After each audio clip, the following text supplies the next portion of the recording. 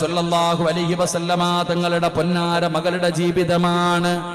ഫാത്തിമ ബീബിയും അലിയാർ തങ്ങളും ജീവിച്ചിരുന്നത് കുടുംബ വീടിന്റെ സൈഡിൽ ഒരു ഷെഡിനകത്താണ്.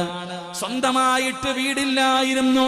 അള്ളാന്റെ റസൂലിന്റെ പൊന്നുമോളെ താമസിച്ചിരുന്നത് കുടുംബ വീടിന്റെ സൈഡിൽ ഒരു ഷെഡ് ഇങ്ങനെ വളച്ചു കെട്ടിയിട്ട് ആ ഷെഡിനകത്താണ് രണ്ടുപേരും ജീവിച്ചിരുന്നത്. വല്ലാത്ത പ്രയാസമായിരുന്നു, വല്ലാത്ത ബുദ്ധിമുട്ടായിരുന്നു. കഷ്ടപ്പെട്ടാണ് രണ്ടുപേരും ജീവിക്കുന്നത്. പടച്ച റബ്ബേ, അല്ലാഹുവിന്റെ പ്രവാചകന്റെ പ്രിയപ്പെട്ട പൊന്നുമകള് മഹദി ഫാത്തിമ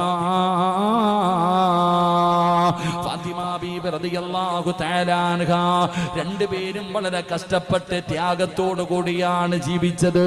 ഭർത്താവിന്റെ വീട്ടിൽ പോയിട്ട് പടച്ചവനെ, കലഹമുണ്ടാക്കുന്ന പെണ്ണുങ്ങളുണ്ടല്ലോ, ഉമ്മയെയും മകനെയും പരസ്പരം തമ്മിലടിപ്പിക്കുന്ന പെണ്ണുങ്ങളുടെ കാലമാണ്. കുടുംബത്തിൽ വളരെ സന്തോഷത്തോടെ കൂടപ്പിറപ്പുകളുമായി സന്തോഷത്തോടു കൂടി കുടുംബ വീട്ടിൽ കഴിയുമ്പോ ചില പെണ്ണുങ്ങൾ ചെന്നാ പടച്ചവനെ ഉമ്മയെയും മകനെയും രണ്ടാക്കുകയാണ്. പെങ്ങളെ പഠിക്കണം പൊന്നുമോള്, അല്ലാഹുവിന്റെ റസൂലിന്റെ പൊന്നാര മകളായ ഫാത്തിമ എല്ലാ കഷ്ടപ്പാടുകളും സഹിച്ചുകൊണ്ട് അവിടെ കഴിയുകയാണ്. ഒരു ദിവസം അലിയാർ തങ്ങളുടെ വീട്ടിലേക്ക് കടന്നു വന്നു. ഫാത്തിമ ബീബി റളിയല്ലാഹു തആല അൻഹയുടെ ചാരത്ത് അലിയാർ തങ്ങൾ വന്നിട്ട് പറഞ്ഞു, ഫാത്തിമ, ഒരുപാട് കാലമായില്ലേ നമ്മൾ ഇതിനകത്ത് കിടക്കാൻ തുടങ്ങിയിട്ട് ഒരുപാട് നാളുകളായില്ലേ ഫാത്തിമ?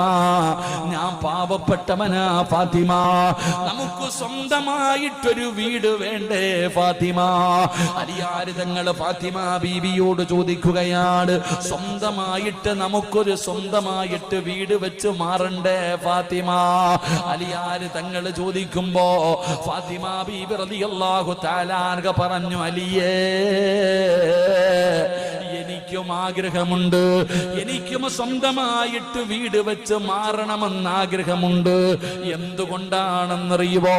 പഠിക്കു പെങ്ങളെ, നിങ്ങളുടെ ഉമ്മയുടെയും സഹോദരിമാരുടെയും പീഡനം സഹിക്കാൻ പറ്റാതെയല്ല അലിയാർ തങ്ങളോട് പറയുകയാ, എനിക്കും ഇവിടെ നിന്ന് മാറി ഒറ്റയ്ക്ക് താമസിക്കണമെന്ന് ആഗ്രഹമുണ്ട്. അതിന്റെ കാരണം എന്തെന്നറിയുവോ? ഞാൻ ഈ വീടിനകത്തു പട്ടിണി കിടക്കുന്നത് കാണുമ്പോ, തിന്നാ ഭക്ഷണമില്ലാതെ ഞാൻ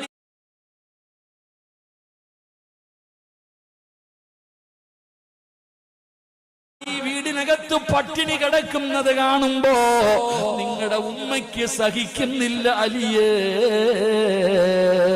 ഞാൻ അല്ലാഹുവിന്റെ റസൂലിന്റെ മകളാണല്ലോ, ഞാൻ നബിയുടെ മകളാണല്ലോ.